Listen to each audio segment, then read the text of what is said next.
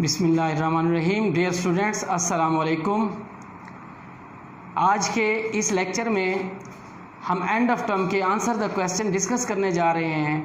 पिछले लेक्चर में हमने उस चैप्टर पे बात की थी, अब इसके आंसर क्वेश्चन पे बात करते हैं। पहला क्वेश्चन है what was the dashes attitude, के डैशेस का क्या रवैया था टुवर्ड्स द वीकेंड, वो हफ्ते के इख्तिताम के करीब एज अ स्कूल बॉय, जब वो स्कूल का तालिब इल्म था तो वीकेंड के बारे में उसका रवैया कैसा था। Why did he long for it, और वो उसकी ख्वाहिश क्यों करता था।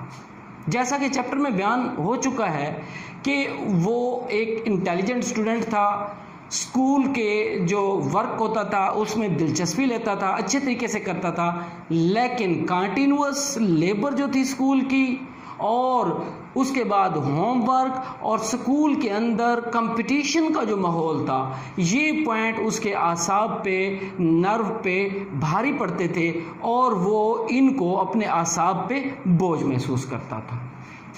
इसलिए वो ख्वाहिश करता था कि वीकेंड आए ताकि उसे रिलैक्सेशन मिले।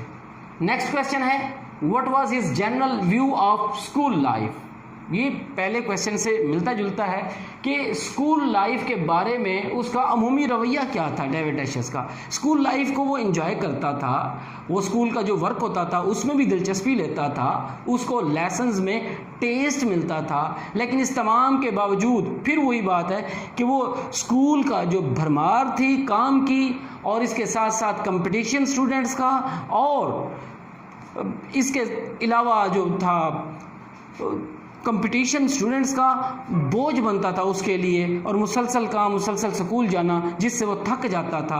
इसलिए वो चाहता था कि उसे रिलैक्सेशन मिले, वीकेंड आए या किसी और किस्म की छुट्टियां आए। नेक्स्ट क्वेश्चन है कि he liked holidays for freedom, freedom from what.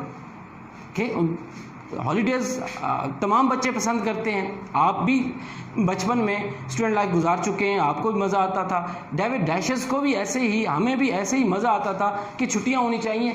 तो वो छुट्टियों में क्या होता था, फॉर फ्रीडम, जो कि आज़ादी मिल जाती है, इस वजह से वो उसको एंजॉय करता था। लेकिन फ्रीडम किस चीज़ से? Freedom for continuous school work, continuous labour and the competition between the students, ये पहलू थे जिनसे वो आज़ादी चाहता था। नेक्स्ट क्वेश्चन है कि how did he spend his summer holidays. Summer holidays जिसको वो मिथिकल भी कहता है कि ऐसा लगता था जैसे उनका कोई हकीकत में वजूद ना हो, लेकिन फिर भी वो इसके लिए परमानेंट फेलिसिटी, इंटेंस हैप्पीनेस का ज़रिया बनती थी और वो सारा साल इन्हीं समर हॉलीडेज़ की इंतज़ार किया करता था और ये समर हॉलीडेज़ जो है अपने गांव में गुजारता था। क्वेश्चन नंबर 5 है कि wishes don't come true in this life, के ख्वाहिशात इस जिंदगी में पूरी नहीं होती। राइट्स डैशेस, डैशेस ने ये बात लिखी है, वो जानता था। What are the things he longed for, वो कौन सी चीज़ें थीं जिनके लिए वो तमन्ना करता था, ख्वाहिश करता था, बट कुड नॉट हैव, लेकिन वो हासिल नहीं कर सका।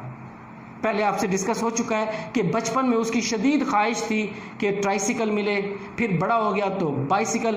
ट्राइसिकल उसके पेरेंट्स अफोर्ड नहीं करते थे, वो नहीं ले सका, बाइसिकल भी अफोर्ड नहीं करते थे।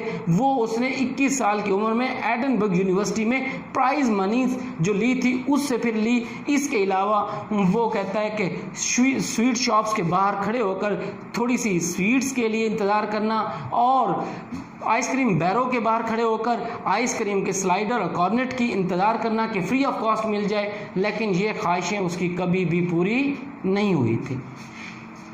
नेक्स्ट क्वेश्चन है कि what did he do with his pocket money. ये लास्ट क्वेश्चन है कि वो अपने पॉकेट मनी से क्या करता था।